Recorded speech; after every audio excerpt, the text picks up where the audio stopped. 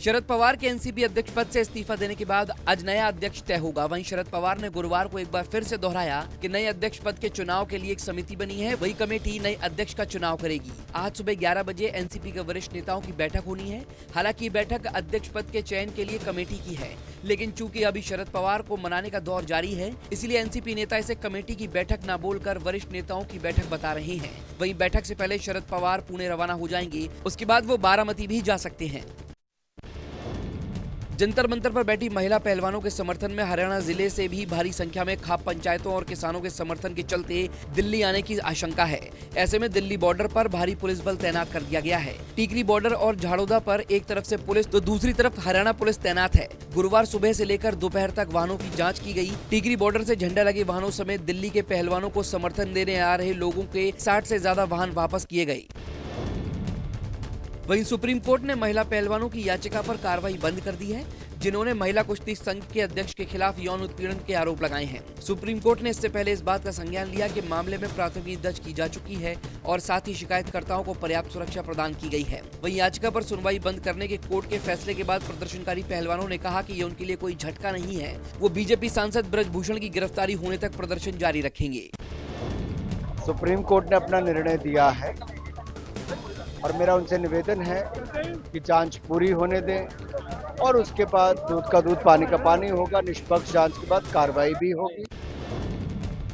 कर्नाटक चुनाव में जैसे जैसे मतदान की तारीख पास आ रही है, बीजेपी अपनी पूरी ताकत झोंकती जा रही है। पार्टी ने कर्नाटक में पीएम की ताबड़तोड़ रैलियां और रोड शो प्लान किए हैं। पीएम मोदी कर्नाटक में आज से अगले 3 दिन तक रैलियां करेंगे और जनसभा को संबोधित भी करेंगे। सबसे पहले आज कर्नाटक के तुमकुर और बेल्लारी में पीएम की 2 रैलियां होंगी। इसके बाद 6 मई को कर्नाटक में 2 रोड शो का आयोजन किया जाएगा।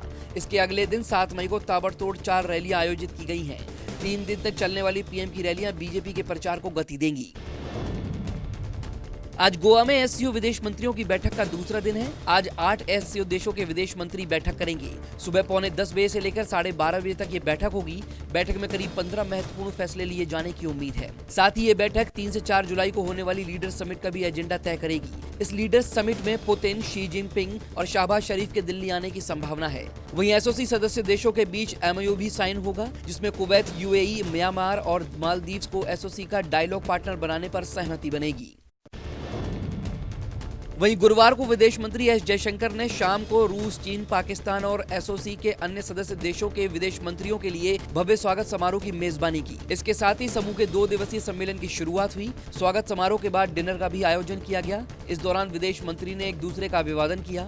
सभी की नजरें पाकिस्तान के विदेश मंत्री बिलावल भुट्टो और एस जयशंकर के जेस्चर पर टिकी रही। दोनों नेताओं ने इस दौरान हाथ मिलाए। डीआरडीओ के एक वैज्ञानिक हनी ट्रैप का शिकार हुआ है, जिसे पुणे से गिरफ्तार किया गया है। वैज्ञानिक पर पाकिस्तानी एजेंट से जानकारी साझा करने का आरोप है। ये गिरफ्तारी एटीएस द्वारा की गई है। वैज्ञानिक पुणे में डीआरडीओ के ब्रांच में काम कर रहा था। जांच में व्हाट्सएप संदेशों, वॉइस कॉल और वीडियो और सोशल मीडिया के माध्यम से पाकिस्तान की खुफिया एजेंसी के गुर्गों के साथ संपर्क का पता चला। एटीएस ने कहा है कि ये मामला हनी ट्रैप का है। फिलहाल वैज्ञानिक से पूछताछ की जा रही है।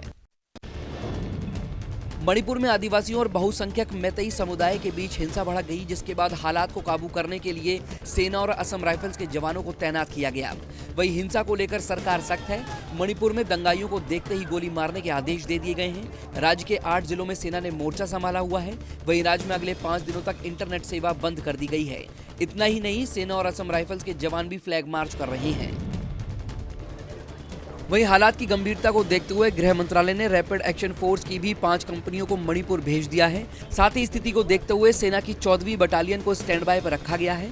केंद्र इस समय मणिपुर में जो स्थिति है उस पर नजर रख रहा है।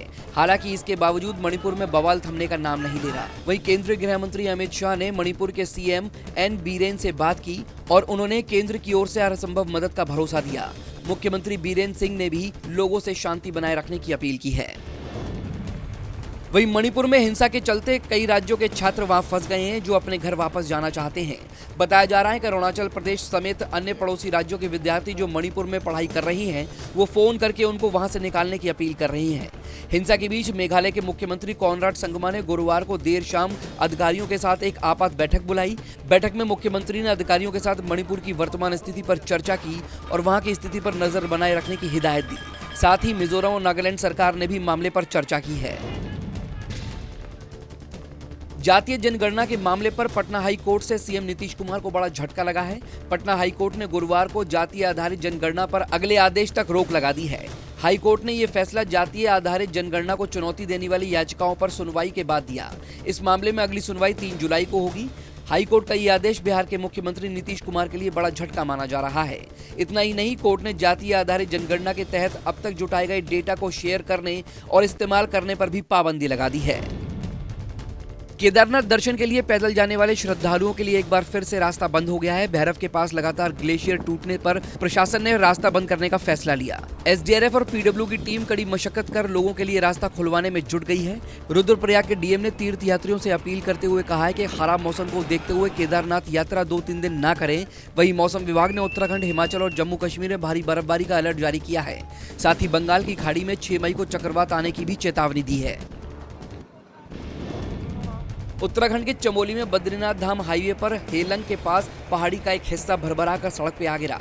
भारी मात्रा में सड़क पर चट्टान का मलबा आने के कारण बद्रीनाथ हाईवे बंद हो गया, जिस कारण यात्रियों को रोक दिया गया। चमोली पुलिस ने तीर्थ यात्रियों से अपील की है कि जहां पर है वहीं सुरक्षित रहें। मार्ग खुलने के बारे में अपडेट लेकर ही यात्रा के लिए निकले। वहीं शाम को हाईवे से गुजर रही एक कार पर भी मलबा गिरा। चंडीगढ़ के 2 लोग कार में सवार थे जो मलबे के कारण घायल हो गए। यूपी एसटीएफ ने मेरठ में गुरुवार को गैंगस्टर अनिल दुजाना को एनकाउंटर में मार गिराया। दुजाना 3 साल से अयोध्या जेल में बंद था। कुछ समय पहले ही जमानत पर छूटा था, जिसके बाद से वो फरार चल रहा था। दुजाना के खिलाफ 18 मर्डर समेत 62 से ज्यादा केस दर्ज थे। वो गिरोह बनाकर हत्या और लूट की वारदात करता था। मुठभेड़ के समय अनिल दुजाना सफेद रंग की स्कॉर्पियो कार में था। बताया जा रहा है कि वो बागपत अपनी ससुराल जा रहा था, तभी मुखबिर की सूचना पर एसटीएफ ने उसे घेरा। इसके बाद उसने एसटीएफ की टीम पर फायरिंग शुरू कर दी, लेकिन जवाबी कार्रवाई में वो मारा गया। दक्षिण कश्मीर के अनंतनाग जिले के बिजबेहड़ा में गुरुवार को देर शाम आतंकियों ने सुरक्षा बलों के एक दल पर गोलीबारी कर दी। आतंकी हमले में एक पुलिसकर्मी जख्मी हुआ है, जिसे इलाज के लिए स्थानीय अस्पताल में भर्ती करा दिया गया है। पुलिस अधिकारियों ने बताया कि आतंकियों ने सुरक्षा बलों पर फायरिंग की। इस जवाबी कार्रवाई में आतंकी फरार हो गए। हमले के तुरंत बाद आतंकियों को पकड़ने के लिए पूरे इलाके की घेराबंदी कर दी गई। उधर कठुआ में जम्मू पठानकोट नेशनल हाईवे से सटे मग्गरखंड क्षेत्र को भी सुरक्षा बलों ने देर रात घेरे रखा।